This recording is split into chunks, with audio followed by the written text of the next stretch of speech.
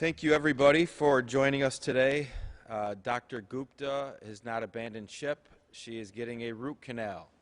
As you know, there are many things that are being shut down and hours of operation changed, so our health commissioner is getting a root canal right now. As we go forward with this process and as we really take this fight to COVID-19, part of what we're trying to do is mitigate not just the public health element, but the economic ability and the economic damage that's been put on our economy. So today we're going to announce a Phase 1 Economic Development Initiative. It's the Onondaga County Small Business Bridge Loan Funding Program. We are going to have a revolving fund of $500,000. This is going to work with the timing of the SBA loans that have now been approved in New York State. Right now, for small businesses, when they go to the SBA to apply for the emergency loans, they apply. At the same time they apply there, they send their application to the County Economic Development Office. On day 20, you receive an approval letter from the SBA. You get an approval letter, but you don't actually get any cash until the loan closes 60 to 90 days later. So that creates a 3-month process is a hardship. So what this process will do, on day 21, you bring us the approval letter from the SBA. We will close a short-term loan with each business and work out what a number is. We're not if the business is applying for $500,000. We're obviously not going to be able to give $500,000. We'll figure out what the necessities are for the next 60 days that we can help complement, and then we will give a short-term loan dispersed, and then on day 91, after the SBA loan is closed on and you get the proceeds from that, you'll pay back our Onondaga County loan. So this is a bridge loan funding program for businesses in Onondaga County to help in that wait period while they're waiting for the SBA loan program. The mayor talked about the SEDCO loan program yesterday. There will be more and more initiatives coming out when we see the overall economic mitigation plan from both the federal, the state, and the local level, and we look at further ways we can complement and fill those gaps. Going on to some updates.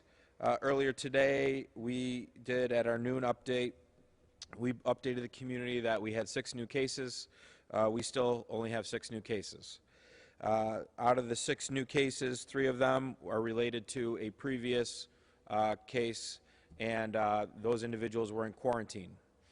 Out of the 6 new cases, 3 are female, 3 are male, 2 are under 40, 2 are middle age, and 2 are elderly. I did not write those last 2 talking points.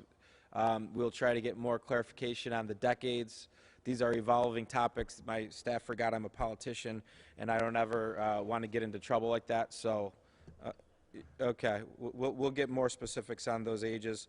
I think what's important to note is that the 3 that are new, that were under quarantine, anyone who is under a quarantine right now, there's a high anticipation and expectation that they will test positive.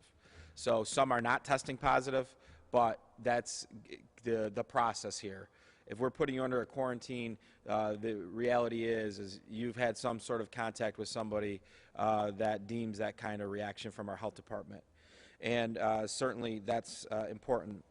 I'm going to touch on a release that we sent out earlier. Again, the health department sent out a release related to one of the positive tests. They were an employee of America's Best Contacts and Eyeglasses at 3401 Erie Boulevard East in DeWitt. Members of the public who visited the store during the following days and times may have had some exposure. Monday, 3/9, 8:30 to 5:30. Tuesday, 3/10, 9:30 to 6:30. Wednesday, 3/11, 10:30 to 7:30. Thursday, 3/12, 9:30 to 3:30. We're asking that if you had any, if you were at that store during those times, And certainly if you have any symptoms or are sick in any way, please contact your primary care provider and or the health department after your primary care provider to report that, and your doctor will determine whether or not you should go get tested. But certainly this is a type of example, as this process continues, that we will ask the public for help, and we will ask and share that information with the public. Related to testing, right now we have the Syracuse Community Health Center. We've been receiving testing results throughout the day. This is the big site where we did the surge testing site. This is where all the a lot of the action is in the community, over 50% of the action. Right now we got 95 tests in today, all negative. So overall, we have 13 positive. We anticipate, and again this number is evolving, that there's been 425 total tests where we received results back, and 13 of those were positive in the county. These, as a reminder, we're getting testing is being done at our 3 hospitals. Crouse and St. Joseph's has more limited testing they're doing. Upstate is still doing testing. The primary care providers are still doing testing, and certainly over 50% of the testing is being done at the testing triage site, which is good. The triage hotline's been busy, over 4,000 calls coming in. I think, needless to say, our friends in the media are doing a very good job on this. The public is informed. The public is reacting. If people are sick, they're calling their doctors, and they're calling and asking good questions. This helps us, because if we can test as many people that may have symptoms, that's how we identify those who are sick and those that need to be quarantined. That's how we really starve out this virus, and we make our curve that much flatter than what some of these other communities are seeing. Also related to that, the mandatory quarantine we talked about earlier. The mandatory quarantine is mandatory. If you're put in a quarantine or you take a test and are waiting the results, you're under a mandatory quarantine. If you need help, we're here to help you. You can contact any of our numbers and just say, you can contact this number right here, our 315-218-1987 number. Certainly, if you need meals or you're having a hard time, your continuity plan has fallen because your continuity plan were people that are now under quarantine. We're going to help you. You're our neighbors. You didn't do anything wrong. We're going to help you. We want to emphasize, again, the social distancing with our young people. Today's a great day. I haven't gotten a report yet from the parks. We don't mind you using the park system. It was busy yesterday. Get out and use the outdoor facilities. I had an email saying, why aren't the bathrooms open in Onondaga Lake Parkway? They're not open because we don't want you in them. That's why, and because that's an area where you could have community spread. So if there's state parks that have the bathrooms open, that's their call. We don't want people in the bathrooms. We have the parks open as a mental health refuge to take advantage. They're your parks, but at the same time, we're practicing social distancing. We also have expanded the senior nutrition line, which is for this independent senior class that can no longer travel outside their home, to a line for medical workers or healthcare workers that are having a hard time getting materials. So that's there. If you're working the night shift, you come home, you wake up, you go to the store, you can't find diapers for your kids, there's certain food products you need, and then you got to go to work and you can't get it and you're getting low, call this line. We'll help you. Daycare. We now have over 1,000 daycare slots available for our emergency management and emergency responders. In addition to that, healthcare workers. In addition to that, we can now open this up for emergency response for our essential businesses. If you have a collapse in daycare, you're essential now. We have the slots available. For our first responders and medical personnel, these daycare slots will be free of charge.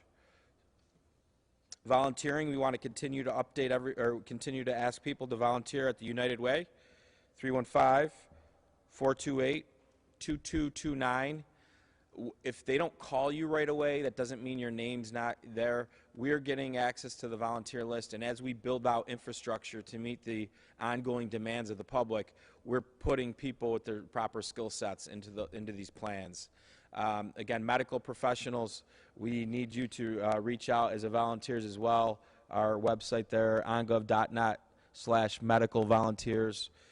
We really need to start building up this list as we continue to plan for the worst case scenarios that we see in other countries.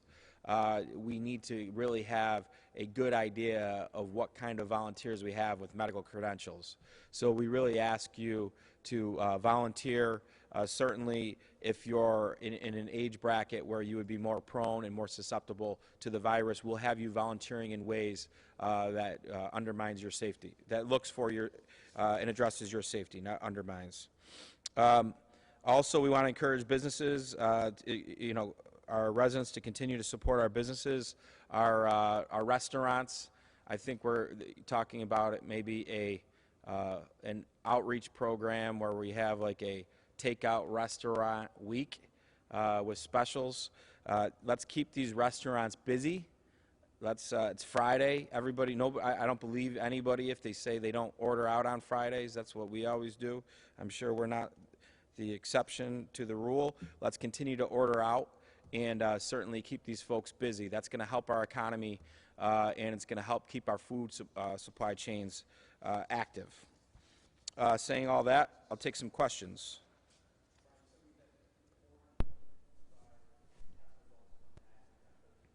Yeah.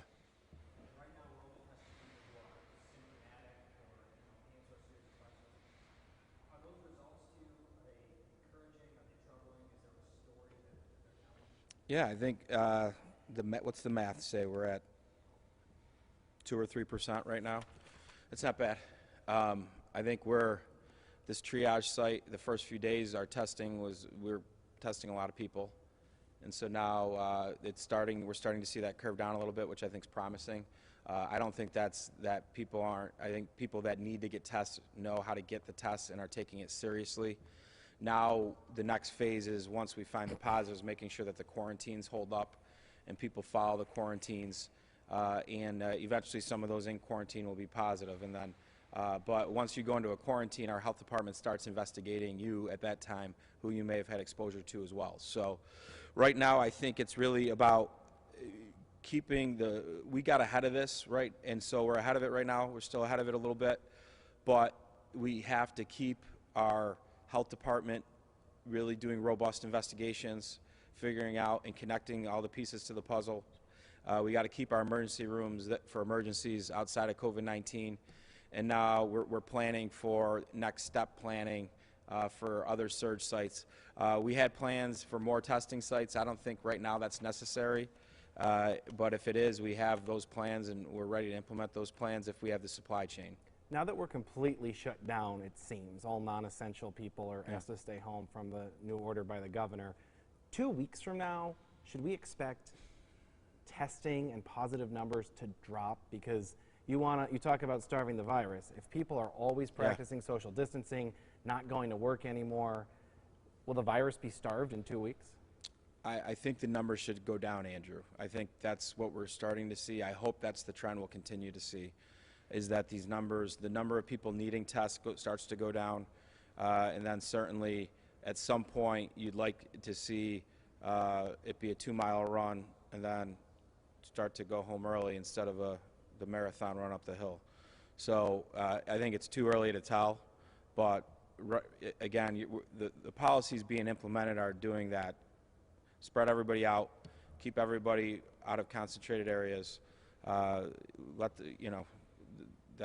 makes it harder for the virus to jump around, but it's too early to tell. With all the testing we've done, we'll get a picture of a story of how bad that virus has infiltrated our community initially, and did the policies that have been put into place work to the effect where it flattens the curve and it starts to come back.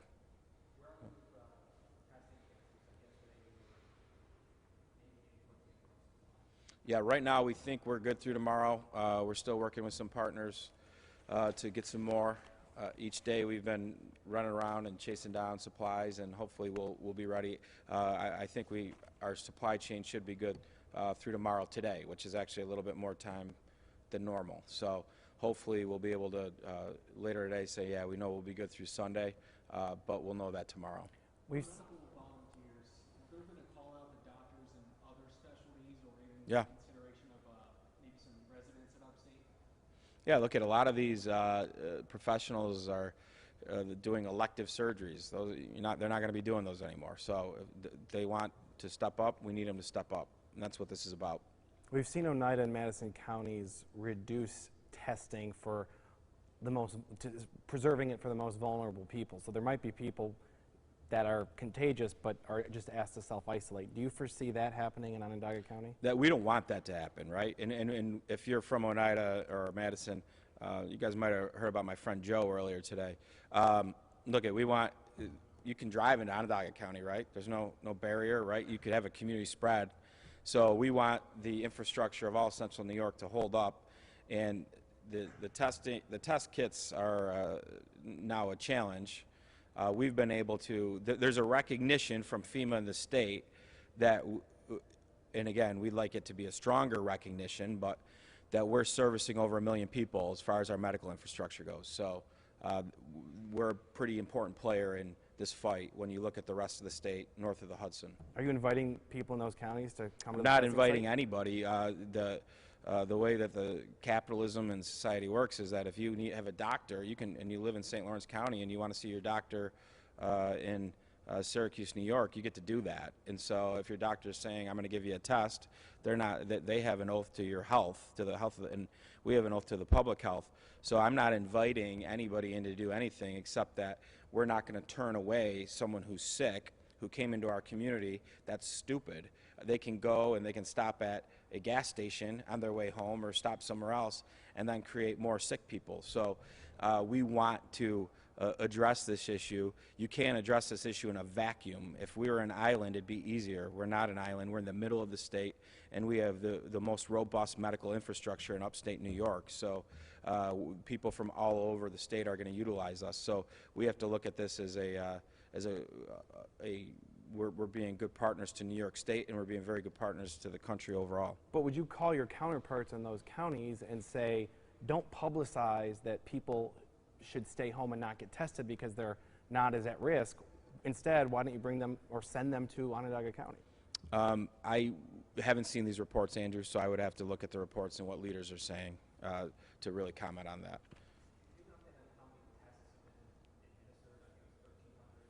Yeah, I think it's safe to say, Chris, that we're probably getting north of 2,000 overall in the community. I haven't gotten the reports yet on what we've done today at the triage site yet, but each day we're at least 50% at that site, and then everybody else adds on to it. So I think it's safe to say we're getting close to 2,000 overall, if we're not over there already. What was the 425 number?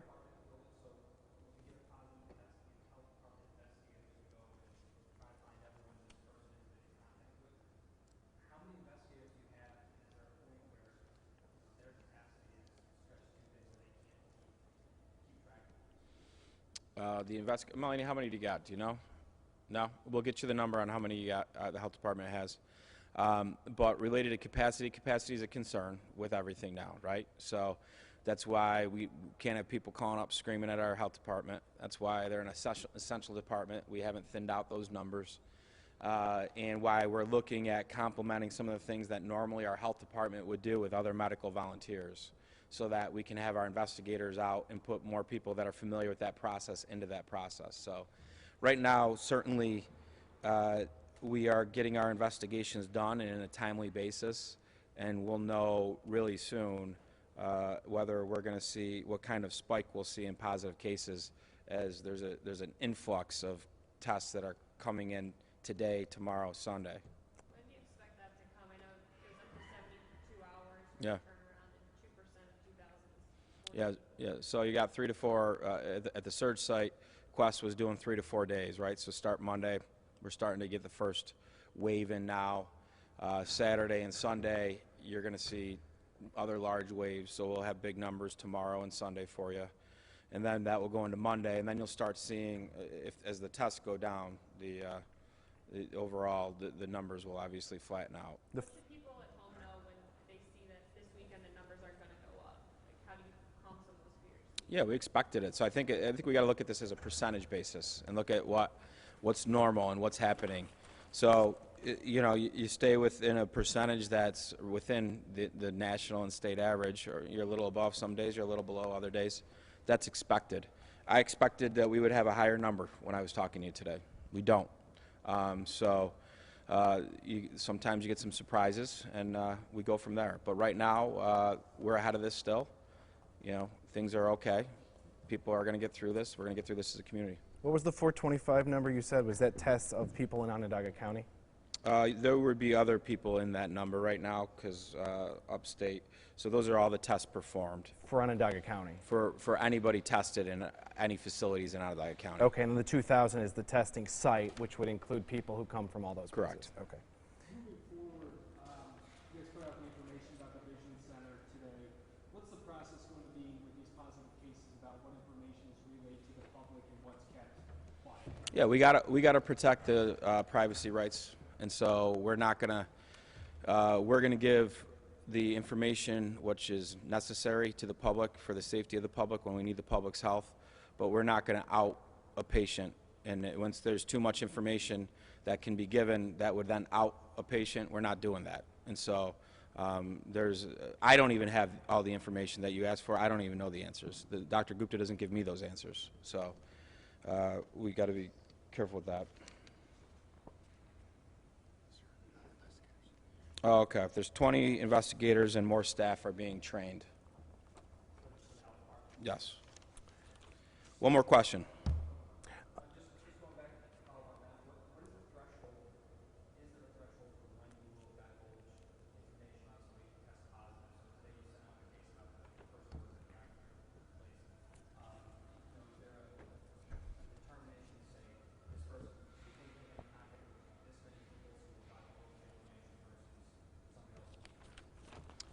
As soon as our health department deems that there's a gap in their investigation.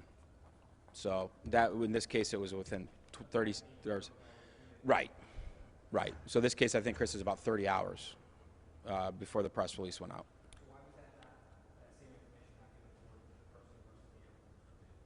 You'd have to, there was no gap in the investigation.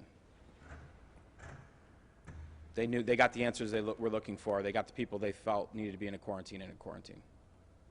For the people who may have been at this eye care center, can they protectively self-quarantine? They want. What if they're panicking tonight? Just tell them that, what's the likelihood of contact? Yeah, I'm not going to get into the likelihood of contact. I think if they believe they're in that store, they should contact their doctor.